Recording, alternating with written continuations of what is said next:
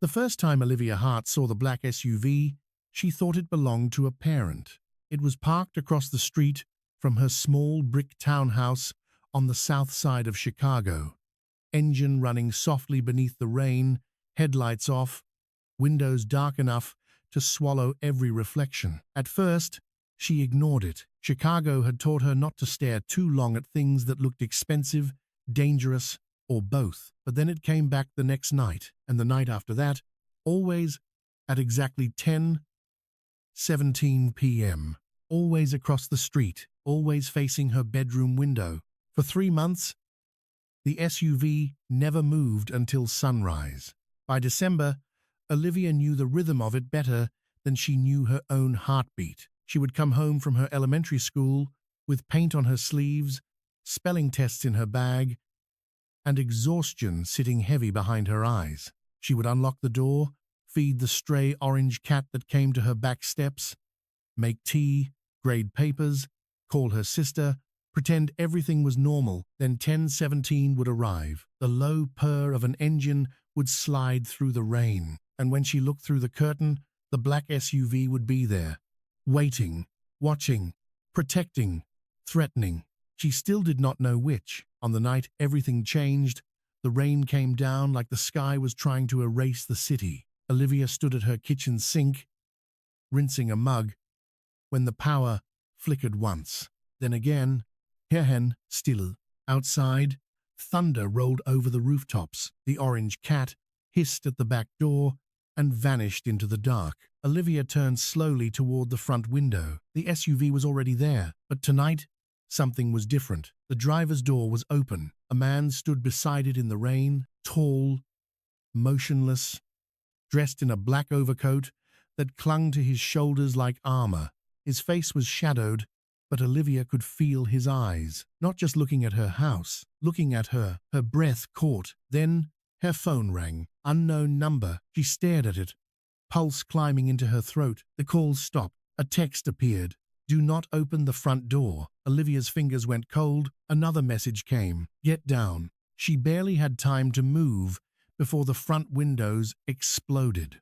Glass burst inward. Bullets tore through the curtains, the walls, the framed drawings her students had made for her. Olivia hit the floor hard, a scream trapped in her chest. Outside, the quiet street erupted. Engines roared, men shouted, gunfire cracked through the rain. She crawled toward the hallway, shaking so badly her elbows slipped on broken glass. Another bullet punched through the refrigerator. Milk spilled across the tile like white blood. Then, the front door burst open. Olivia twisted around, grabbing the first thing her hand found: a broken chair leg. A man stepped inside, not rushed, not panicked, calm, as if bullets were weather and death was something he had already negotiated with. He was tall, broad-shouldered, dressed in black, his dark hair slick from the rain.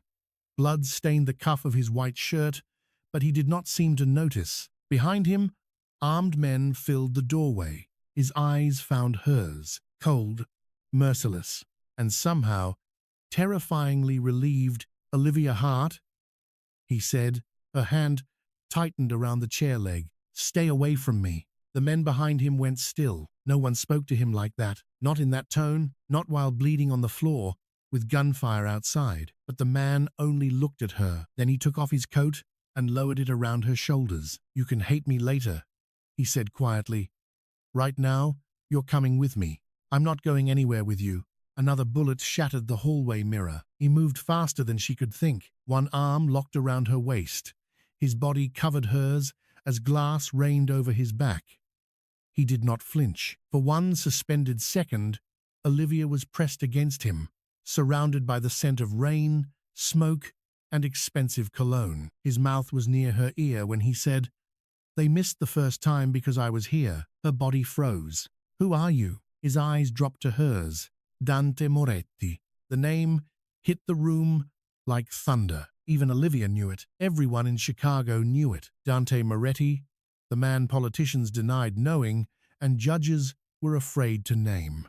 The man who owned half the city's shadows. The man whispered about in restaurants, courtrooms, police stations, and funeral homes. A mafia boss. and he had been sitting outside her house every night. Before Olivia could speak, he lifted her into his arms and carried her through the shattered doorway into the rain. Black SUVs lined the street. Men in dark suits moved with weapons drawn. A neighbor screamed from behind a curtain. Dante carried Olivia past the broken glass, past the smoke, past the burning car at the end of the block. She struggled once. "Put me down." His jaw tightened. "No." I said, "Put me down." He looked at her then, really looked at her, and something dangerous moved behind his calm expression. "If I put you down, they will take you." "Who?"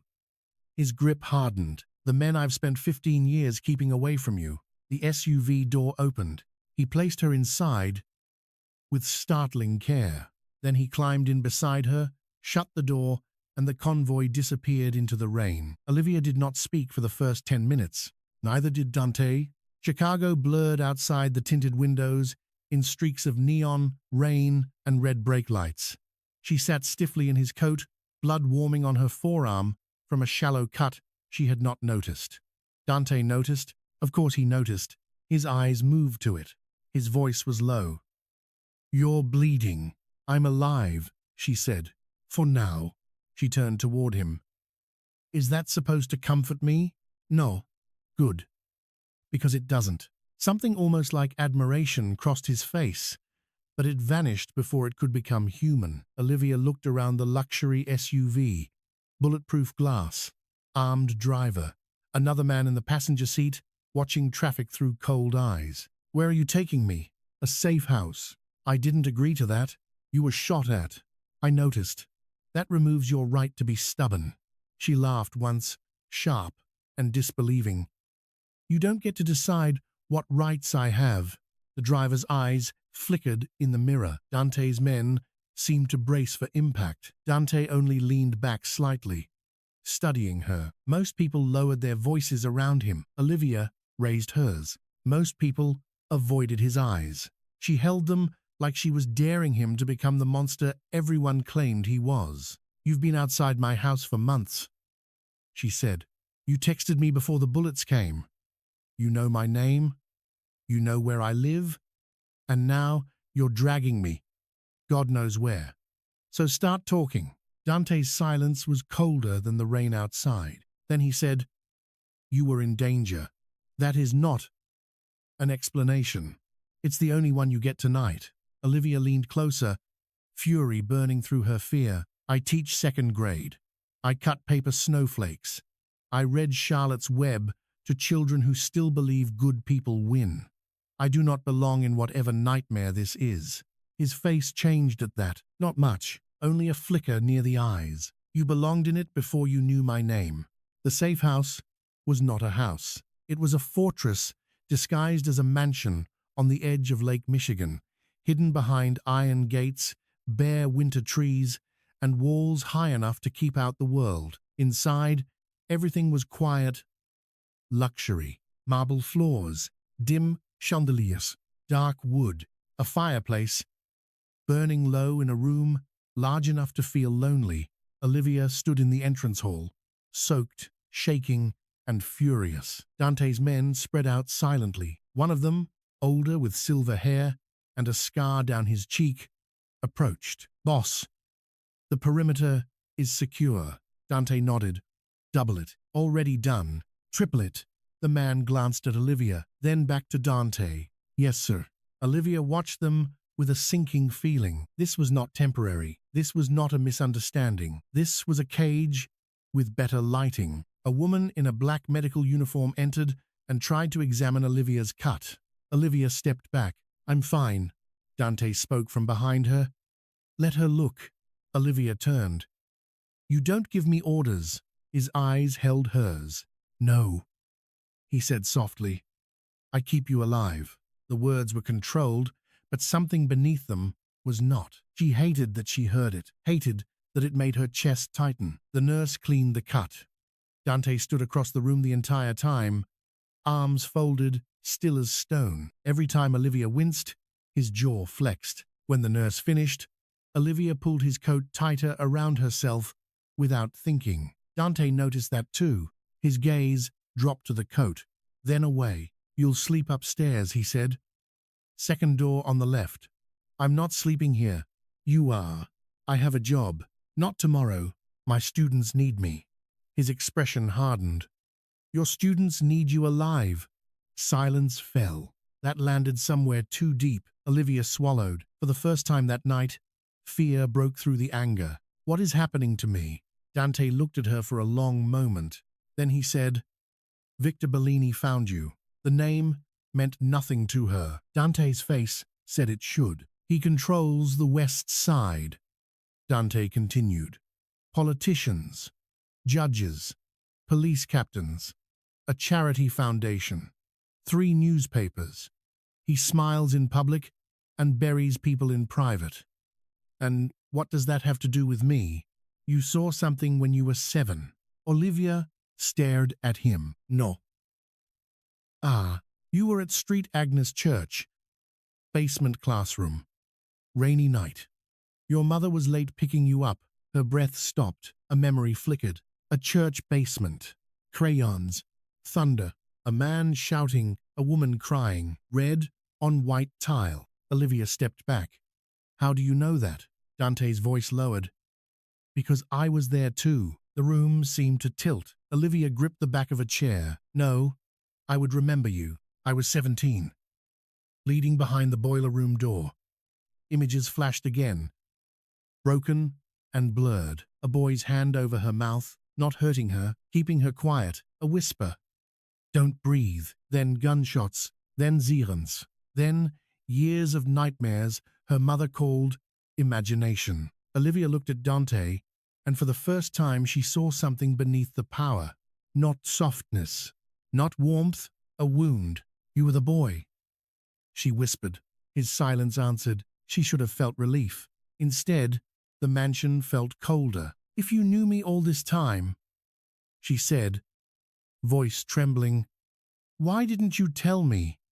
Because everyone connected to that night died. Her throat tightened. My mother? Dante looked away. Olivia already knew. Her mother had died 2 years after that night, in a car accident no one ever explained. The police said icy roads. Her aunt said bad luck. Olivia had believed them because children had to believe someone. Now Dante's silence cut that belief open. No, she said. His voice was quiet. I'm sorry. The words were not enough. Nothing could have been. Olivia crossed the room and slapped him. The sound cracked through the mansion. Every armed man in the room reached for a weapon. Dante raised one hand. They froze. Olivia stood inches from him, breathing hard, tears burning in her eyes. You knew, she said. You knew my mother was murdered, and you let me live my whole life thinking she just died. Dante did not touch his reddened cheek. I was trying to keep you out of this. You failed. His eyes darkened. Yes, it was the first honest thing he had said, and somehow she hated him more for it. That night, Olivia did not sleep. She sat on the edge of the bed in the guest room, staring at the rain crawling down the window. The room was beautiful. Soft sheets, a velvet chair, fresh clothes folded neatly on the dresser, a tray of untouched food. Outside the door, a guard stood watch. Outside the mansion, men with guns walked the perimeter, and somewhere below, Dante Moretti was deciding what happened next in her life without asking her. At 3 in the morning, Olivia opened her door. The guard straightened. Ma'am, I need water. There's water inside. I need air. He looked uncomfortable. Mr. Moretti said, I don't care what Mr. Moretti said. A voice came from the shadows at the end of the hall. You should. Dante stepped into the dim light. He had changed into a black shirt, sleeves rolled to his forearms. The blood was gone. The coldness was back, but his eyes looked tired. Olivia folded her arms. Do you sleep when it's safe? So never. Not lately. She hated the small ache that caused, I want to go home. You don't have one right now. Bellini's men burned it after we left.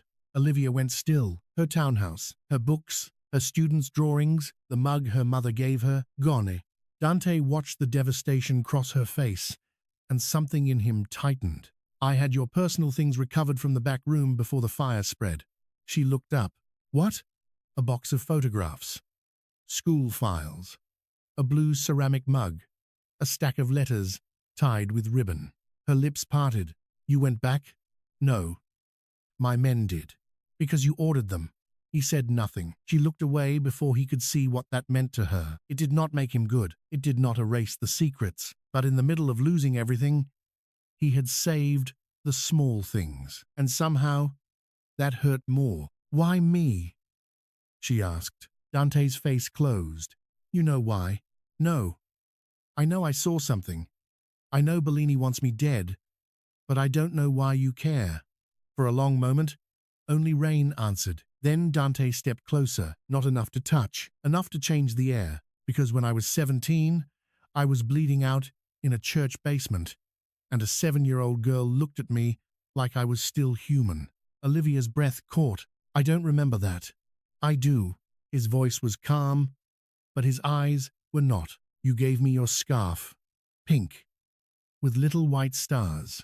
A memory pierced through her. Small hands. A boy's blood on her sleeve. Her whisper, don't die. Dante looked away first. That was the last kind thing anyone gave me before. My father turned me into what I am. The hallway went silent. Olivia should have stepped back. Instead, she stood there, caught between fear and something far more dangerous. Understanding. Next morning, Dante's world revealed itself in fragments. Men came and went through hidden doors. Phones rang with coded conversations. A lawyer arrived with documents. A doctor checked Olivia's injuries. A woman named Mara, Dante's cousin and strategist, explained the basics with brutal efficiency. Victor Bellini had spent 15 years erasing everyone connected to the Street Agnes murders. The priest, the janitor, 2 police officers, Olivia's mother, Dante's older brother. Only 2 witnesses remained, Dante and Olivia. What did I see? Olivia asked. Mara hesitated. Dante answered from the doorway. You saw Bellini kill my brother. Olivia felt the floor vanish beneath her. Dante's brother. The reason for the war, the blood that built everything. I was 7, she whispered. I don't remember enough to testify. You remember more than you think, Mara said. Trauma locks things away. It doesn't destroy them. Dante's gaze remained on Olivia. Bellini believes you can identify something that proves he was there. What? The ring. Olivia frowned. A flash. A gold ring. A black stone. A hand gripping a gun. She pressed a palm to her forehead. Dante moved instantly, then stopped himself before touching her. That hesitation was worse than touch. Olivia saw it. He saw that she saw. The air between them tightened. I'm fine, she said. No, you're not. Stop telling me what I am. His voice dropped. Then stop pretending you're not shaking. She hated him for noticing, hated herself for wanting, for one impossible second, to lean into the steadiness of him. Days passed inside the safe house, like scenes from someone else's life. Olivia called her school under supervision and claimed a family emergency. Her principal cried. Her students sent voice messages. Dante listened from across the room as tiny voices told Miss Hart they missed her. Something changed in his face then. Not softness. Pine. That night, Olivia found him in the library, standing alone beside the fireplace. You don't like children? She asked. I don't know any. That's not an answer. It's the only one I have. She studied him. The feared Mafia Boss of Chicago, surrounded by first editions, whiskey, and silence, looked lonelier than any man she had ever seen. My students made you something, she said. His brows drew together. Me? They think you're my security guard. That's inaccurate. They drew you with sunglasses and a giant dog. I don't have a dog. I told them that. They said every security guard needs one. Dante stared at her, then, impossibly, almost smiled. It vanished quickly. But Olivia saw it, and he knew, for the first time, the silence between them did not feel like a wall. It felt like a door neither of them dared open. The attack came 3 nights later, not with bullets, with betrayal. One of Dante's own men, opened the eastern gate. Bellini's assassins entered through the fog off the lake. Olivia woke to alarms. Red lights flashed along the hallway. A guard shouted, then gunfire ripped through the mansion. She ran barefoot from her room, heart pounding. Smoke filled the corridor. A man grabbed her from behind. Before she could scream, he slammed her against the wall. Bellini sends his regards. Then he froze. A gun pressed to the back of his head. Dante stood behind him, expression empty. Take your hand off her. The man smiled. You won't shoot. Not this close to... Dante fired. The man dropped. Olivia screamed. Dante caught her before she hit the floor. His hands moved over her face, her shoulders, her arms, searching for injuries with terrifying focus. Are you hit? No. No. His control cracked for half a second. He pulled her against him. Hard. Possessive. Almost desperate. Then just as quickly, he let go and stepped back. As if touching her had burned him. Olivia stared at him, shaken by the violence, shaken more by the fear she had felt in his arms. You're afraid, she whispered. His face turned cold. No. Yes, you are. Not of them. Then of what? His eyes locked on hers. For one dangerous second, she thought he might answer. Instead, he turned away. We leave in 5 minutes. The hidden safe house was beneath an abandoned church outside the city. Saint Agnes. Olivia realized it only when she saw the cracked statue near the entrance. The same church from her nightmares. Her steps faltered. Dante noticed. Why would you bring me here? Because Bellini would never believe I'd return to the place he made me. The underground rooms were old, reinforced, candlelit by necessity when the storm knocked out the generators. The walls smelled of stone, dust, and rain. Forced underground, with enemies circling above, Olivia and Dante became trapped in a quiet intimacy neither could escape. He slept outside her door, not in another room, not upstairs, on a chair in the corridor, gun in hand. The first morning she found him there, anger rose. Then she saw the exhaustion in his face. You can't keep doing this, she said. His eyes opened immediately. I can. You're not invincible. No. His gaze moved over her carefully, like confirming she was still alive. I'm motivated. She should have walked away. Instead, she sat on the floor across from him. For a long time, neither spoke. Then Olivia said, Tell me about your brother. Dante went still. No. Why? Because grief is a door. Once opened, it doesn't close. That sounds lonely. It is efficient. It's not living. His eyes sharpened. And what would you know about living, Olivia? You hide inside classrooms and pretend kindness can protect children from the world. Her expression changed. The words landed too hard. Dante saw it immediately. Regret passed through his eyes. Olivia stood. You're right, she said quietly. Kindness didn't protect my mother. It didn't protect my home. It didn't protect me. She walked away. Behind her, Dante said her name. She did not turn. That night, he came to the small chapel where she sat alone. He remained by the doorway. I should not have said that. No, Olivia said. You shouldn't have. I'm not good at apology. I noticed. His mouth tightened. My brother's name was Matteo. Olivia looked up. Dante entered slowly, as if approaching something fragile. He was better than me. Better than all of us. He wanted out. He was going to testify against Bellini and my father both. Your father? Dante's face darkened. My father sold him. The candlelight trembled between them. Bellini killed Matteo while my father watched. I was supposed to die too. Olivia's throat tightened. But you didn't. No. His eyes found hers. Because a little girl in a pink scarf hid me behind a boiler and lied to the men looking for me. The memory returned like lightning. Olivia standing in the doorway. A man asking, Did you see anyone? A tiny voice saying no. Dante watched recognition fill her face. You saved me, he said. Olivia shook her head, tears rising. I didn't know. I did.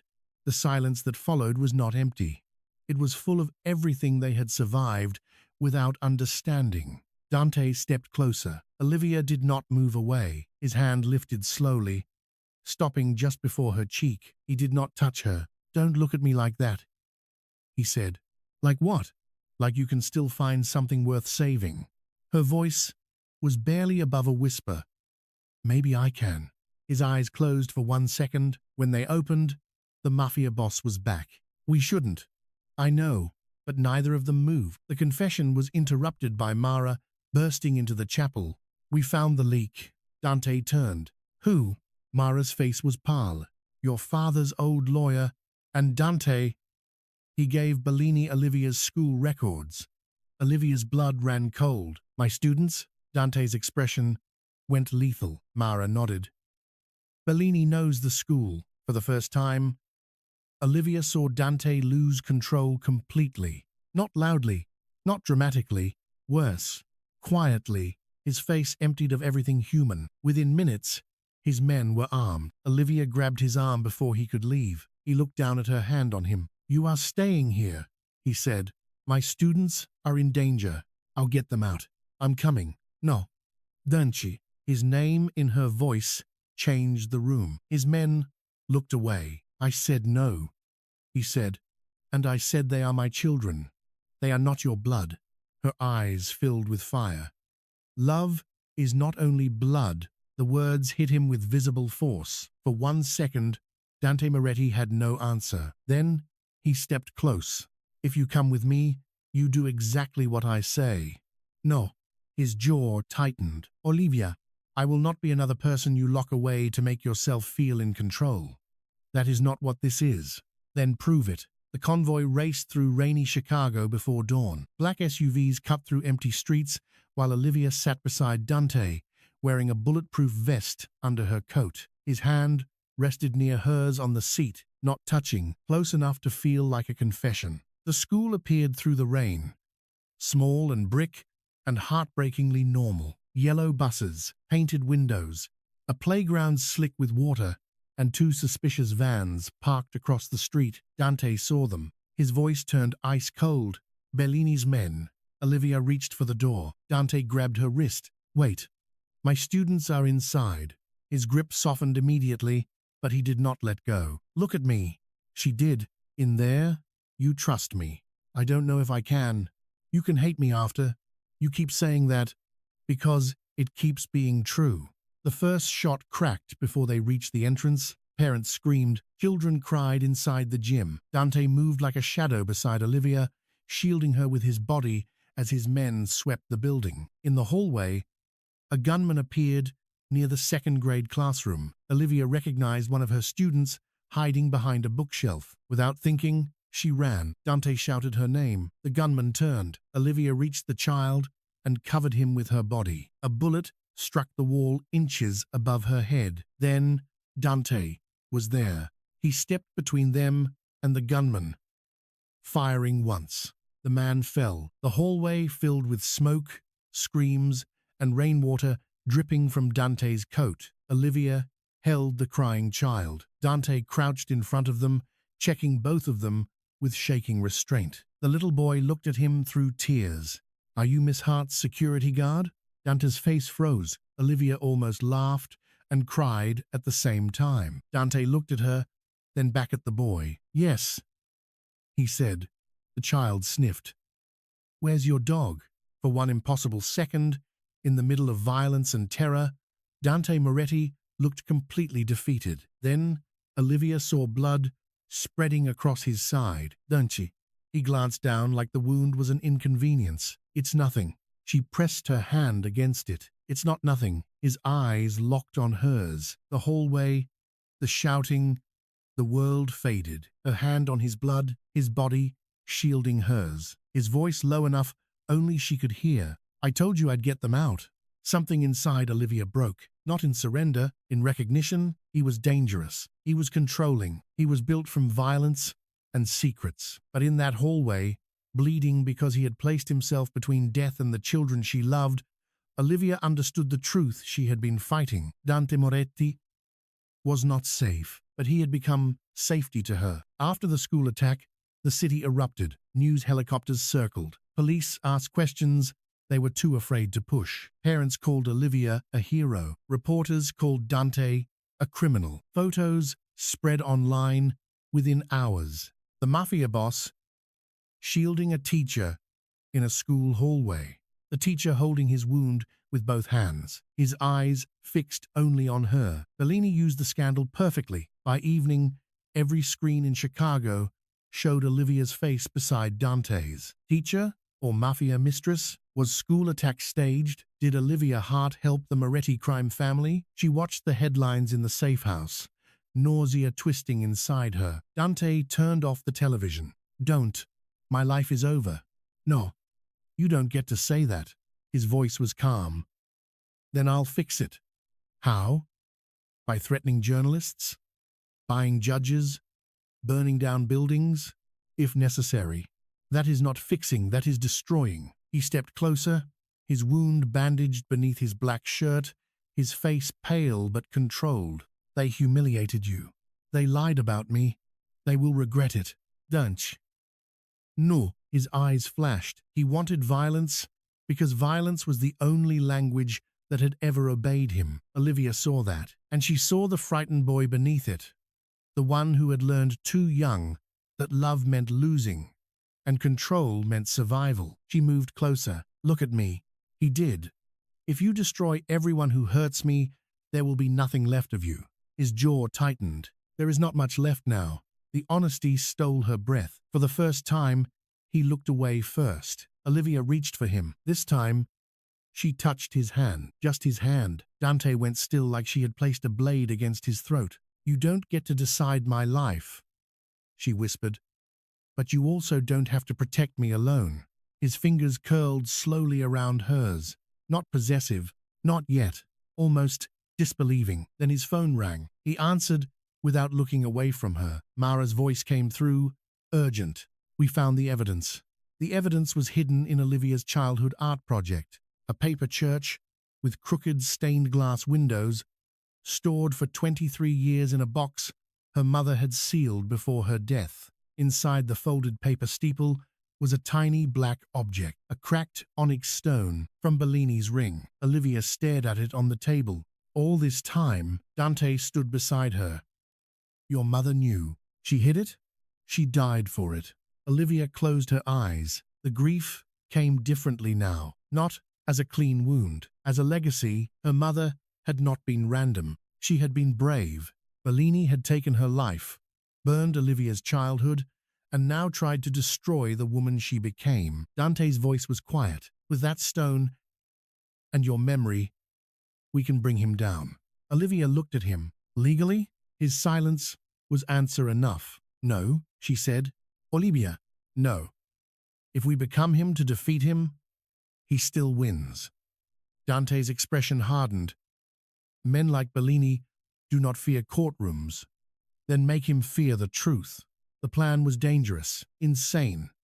According to Mara, Dante hated every part of it, which was exactly why Olivia insisted. Bellini was hosting a charity gala at the Drake Hotel, surrounded by politicians, donors, press, and hidden guards. Olivia would appear publicly, alive, unbroken. With the evidence, Dante would expose Bellini's network using financial records Mara had stolen. And if Bellini made one move toward Olivia, Dante would end the war his own way. The gala glittered like a beautiful lie. Crystal chandeliers, champagne tours, black gowns, men with clean hands and dirty money. When Olivia entered, the room fell silent. Cameras turned, whispers spread. Then Dante walked in behind her, not beside her, behind. A deliberate message. He was not using her as cover. He was guarding her. Bellini stood near the stage, silver-haired, elegant, smiling like a man who had buried better people than himself. His eyes landed on Olivia, then on Dante. Miss Hart, he said warmly. How brave of you to come. Olivia's hands trembled. Dante saw, but he did not step in front of her. He let her stand, let her choose. That was when she realized he had changed, not softened, changed. He still looked capable of burning the room down. but he was waiting for her permission. Olivia lifted her chin. I remember you.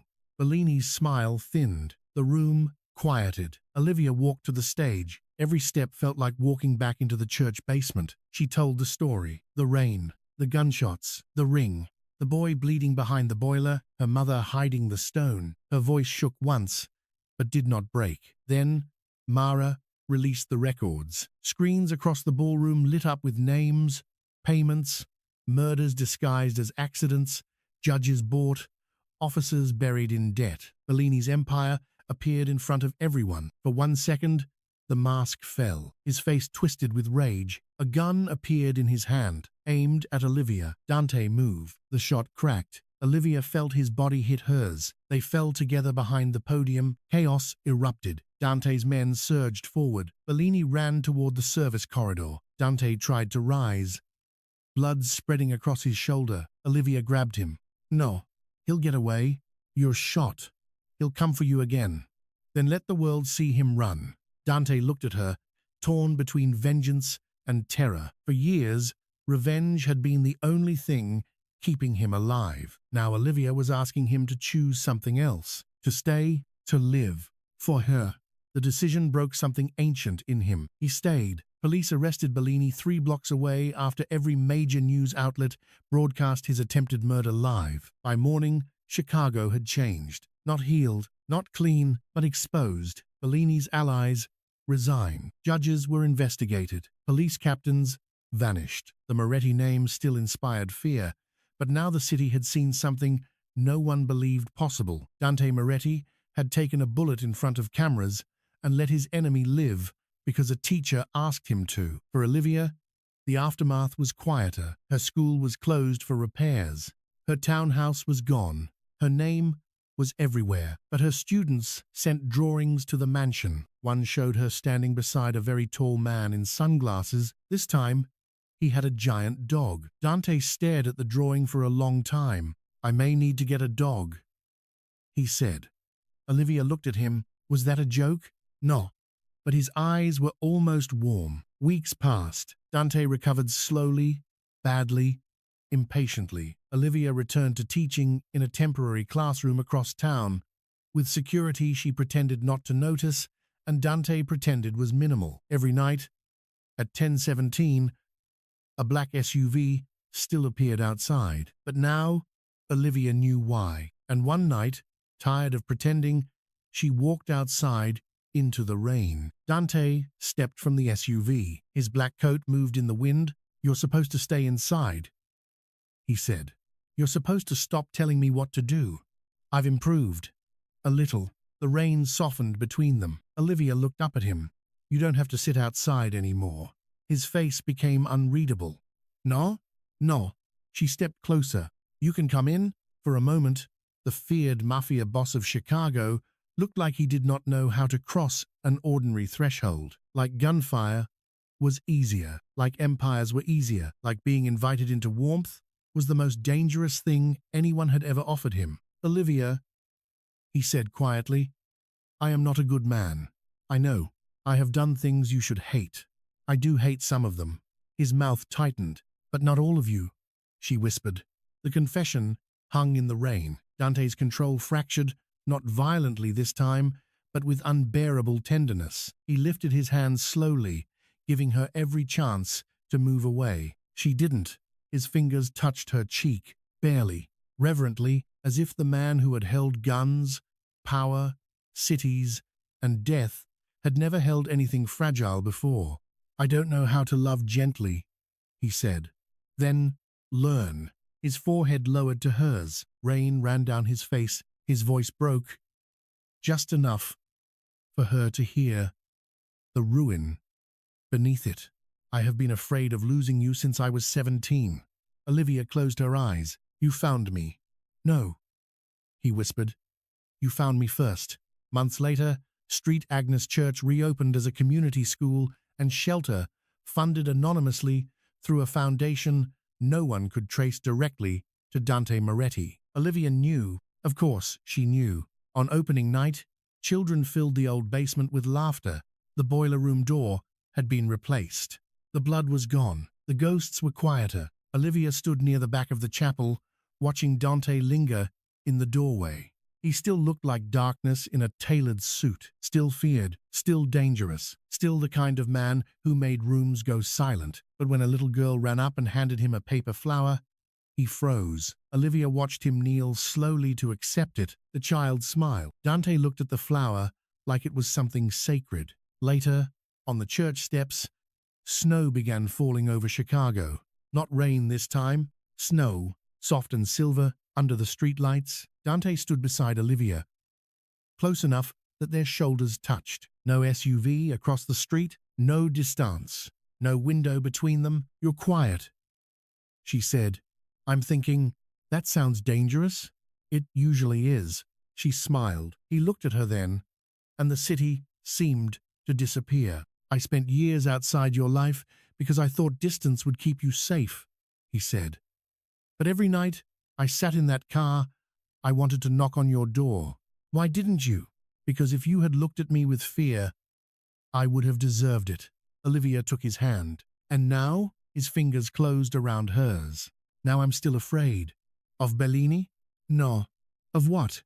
Dante looked down at her like she was the only honest thing left in his world. "Of how much power you have over me." Olivia's breath caught. The old Dante would have made that sound like possession. This Dante made it sound like surrender. She rose onto her toes and kissed him softly. He went still for one heartbeat. Then his arms came around her, careful at first, then certain, not claiming, holding. Behind them, the church glowed with candlelight. In front of them, Chicago stretched cold, dangerous, wounded, alive. And somewhere in the city, men still whispered Dante Moretti's name with fear. But Olivia knew the truth.